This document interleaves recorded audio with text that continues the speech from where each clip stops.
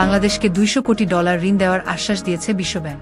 প্রধান উপদেষ্টাকে দেওয়া হয় কান্ট্রি ডিরেক্টরের প্রতিশ্রুতি, পাচার হওয়া অর্থ ফেরত আনতে সহায়তার হাত। আপনারা দেখছেন BD24 নিউজ, সঙ্গে আছি আমি ফারিয়া নাজনীন। বাংলাদেশকে আরও $200 কোটি ঋণ সহায়তা দেওয়ার আশা দিল বিশ্বব্যাংক। সকালে উন্নয়ন সংস্থার কান্ট্রি ডিরেক্টর সাক্ষাৎ করেন প্রধান উপদেষ্টার সাথে। সে সময়ই তিনি এই প্রতিশ্রুতি দেন।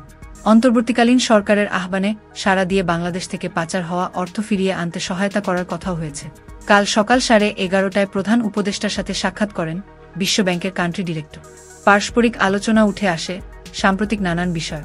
বিশ্বব্যাংক থেকে অন্তর্বর্তীকালীন সরকারকে সব ধরনের সহায়তার প্রস্তাব দেওয়া হয়। বন্যা পরবর্তী পুনর্বাসন সহ বিভিন্ন সংস্কার প্রকল্পে $200 কোটি দেওয়ার প্রতিশ্রুতি দেয় বিশ্বব্যাংক। এই মুহূর্তে দাতাকারী সংস্থার কাছে সহায়তা চান অন্তর্বর্তী সরকার। পাচারকৃত অর্থ ফেরত আনার জন্য সহায়তা চাইলেও বিশ্বব্যাংক থেকে পাওয়া হয় সম্মতি। এর আগে অর্থ উপদেষ্টার সাথে সাক্ষাৎ করে বিশ্বব্যাংকের একটি প্রতিনিধি দল। বৈঠকে আর্থিক সংকট হ্রাস এবং তারল্য সংকট কাটিয়ে ওঠার আলোচনা করা হয়। আগামী ডিসেম্বরের মধ্যেই বিশ্বব্যাংকের বোর্ডে এই ঋণ অনুমোদন হওয়ার কথা।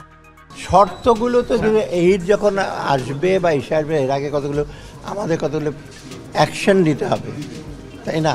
এবং যেগুলো আমরা বলছি এটা বাস্তবায়নযোগ্য যেন হয়, এমন দেবে না যে আমরা ওটা বাস্তবায়ন করতে পারবো না, আবার টাকাও দেবে না। সোজাসুজি বলেছি, আমাদের যে সংস্কারের জন্য বা অর্থনৈতিক উন্নয়নের যে সমস্ত জিনিস বাস্তবায়নযোগ্য হয়, সেই কতগুলো অ্যাকশন আমাদের।